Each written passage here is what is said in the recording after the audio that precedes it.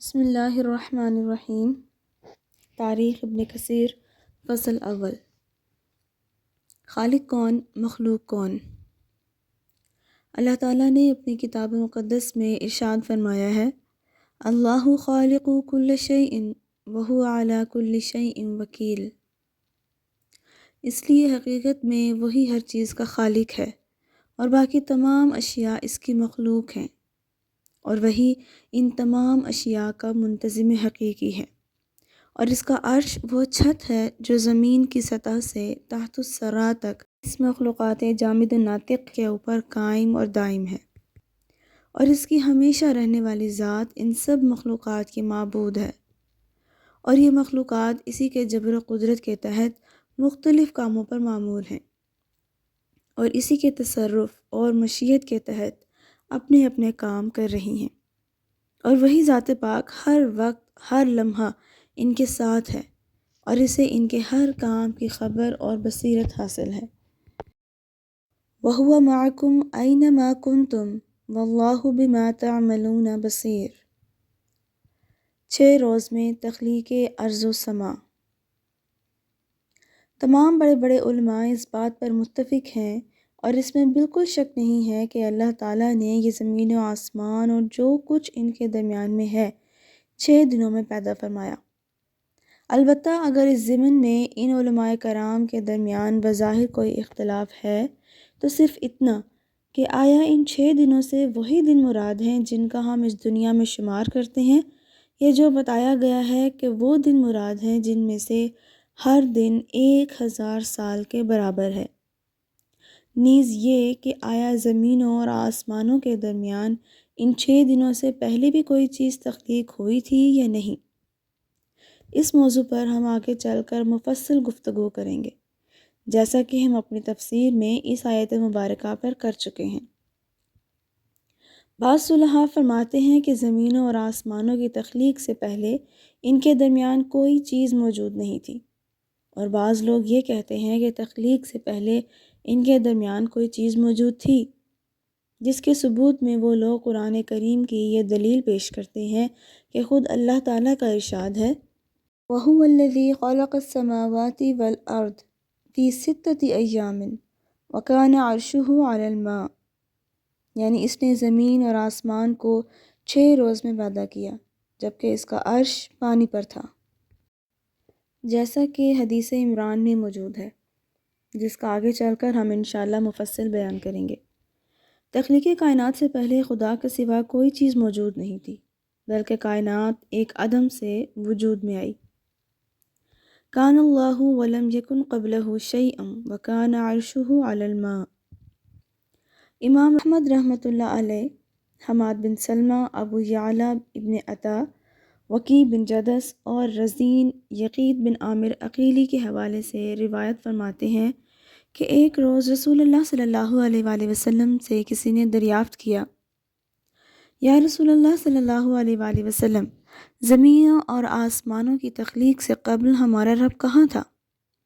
اس سوال کے جواب میں آپ صلی اللہ علیہ وآلہ وسلم نے فرمایا، ولا مقام میں تھا، جس کے اوپر اور نیچے ہوائی خلا تھا، پھر اس نے اپنا عرش پانی پر تخلیق فرمایا۔ سب سے پہلے کس چیز کی تخلیق ہوئی؟ امام احمد نے یہی حدیث مبارکہ یزید بن ہارون اور حماد بن سلمہ کے حوالے سے بیان کی ہے، اور اس میں سوالاً جواباً وہی الفاظ بیان کیے ہیں جن کا امام ترمذی رحمۃ اللہ علیہ نے استخراج کرتے ہوئے اسے روایت حسن کہا ہے۔ تاہم ترمذی رحمۃ اللہ علیہ نے یہ حدیث احمد بن منبع، ابن ماجہ، ابی بکر بن ابی شیبہ اور محمد بن صباح کے الفاظ میں یزید بن ہارون کے حوالے سے بیان کی ہے، لیکن اس بارے میں علماء دین میں اختلاف پایا جاتا ہے کہ اللہ تعالیٰ نے سب سے پہلے کون سی چیز تخلیق فرمائی۔ کچھ علماء کے نزدیک تو اللہ تعالیٰ نے سب سے پہلے قلم پیدا فرمایا اور اس کے بعد باقی تمام اشیاء تخلیق فرمائیں۔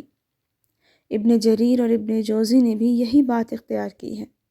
جبکہ ابن جریر کہتے ہیں کہ قلم کے بعد اللہ تعالیٰ نے باریک بادل پیدا فرمایا۔ تاہم ان جملہ اصحاب نے اس حدیث مبارکہ پر اتفاق کیا ہے جو امام احمد، ابو داؤد رحمۃ اللہ علیہ، ترمذی اور عبادہ بن صامت رضی اللہ تعالیٰ عنہ سے مروی ہے۔ وہ حدیث مبارکہ یہ ہے،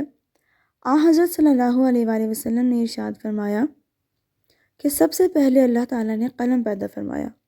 اور قلم نے اس کے حکم سے وہ تمام موجودات کون و مکان جو روز اول سے تا قیامت وجود میں آنے والی تھیں لکھ دی۔ اس حدیث مبارکہ کی روایت کے الفاظ امام احمد رحمۃ اللہ علیہ کے ہیں، تاہم اس حدیث کو حسن اور صحیح کے ساتھ غریب بھی لکھا گیا ہے، لیکن حدیث نبوی کے ان الفاظ پر جمہور علماء دین کا اتفاق ہے۔ عرش کی تخلیق پہلے ہوئی۔ حافظ ابو العلا حمدانی وغیرہ نے نقل کیا ہے، ان العرش مخلوق قبل ذالک، سب سے پہلے یعنی قلم سے بھی پہلے عرش کی تخلیق ہوئی۔ بہرحال یہ ابن جریر کی روایت ہے جو انہوں نے ابن عباس رضی اللہ تعالیٰ عنہ سے کے حوالے سے نقل کی ہے، اور اسی کی سند پر امام مسلم رحمۃ اللہ علیہ نے اپنی کتاب صحیح مسلم میں اسے نقل کیا ہے، لیکن اس کے ساتھ ان الفاظ کا بھی اضافہ کیا ہے کہ ہم سے ابو طاہر نے یک بعد دیگرے احمد بن عمر بن سراح ابن وہب، ابو ہانی خولانی، ابی عبد الرحمن اور عبداللہ بن عمرو بن العاص کے حوالے سے بیان کیا ہے کہ انہوں نے حضرت صلی اللہ علیہ وآلہ وسلم کو فرماتے ہوئے سنا، اللہ تعالیٰ نے ارض و سماوات کی تخلیق سے 50,000 سال قبل تمام موجودات کی تصاویر بنا دی تھیں۔ اس کے بعد آپ صلی اللہ علیہ وآلہ وسلم نے فرمایا، ان مخلوقات سے پہلے قلم کی تخلیق ہوئی۔ اس حدیث کی تائید کرتے ہوئے بخاری رحمۃ اللہ علیہ نے عمران بن حسین کے حوالے سے بیان کیا ہے، جو کہتے ہیں کہ اہل یمن نے رسول اللہ صلی اللہ علیہ وآلہ وسلم سے جب دریافت کیا کہ موجودات عالم میں سب سے پہلے کس چیز کی تخلیق ہوئی، تو آپ صلی اللہ علیہ وآلہ وسلم نے فرمایا کہ اللہ تعالیٰ کے وجود سے پہلے کوئی شے نہیں تھی۔ تاہم بعض روایات میں اس حدیث کے ساتھ یہ الفاظ بھی ملتے ہیں، وَكَانَ عَرْشُهُ عَلَى الْمَاءِ وَكُتِبَ فِي الذِّكْرِ كُلَّ شَيْءٍ وَخَلَقَ السَّمَاوَاتِ وَالْأَرْضِ۔ لیکن تخلیقی عالم کے سلسلے میں اہل یمن نے حدیث کے وہ الفاظ بیان نہیں کیے جو ابن رزین کی روایت کردہ حدیث میں موجود ہیں، جنہیں ہم نے اوپر سطور میں من و عن نقل کیا ہے۔ ایک اور روایت،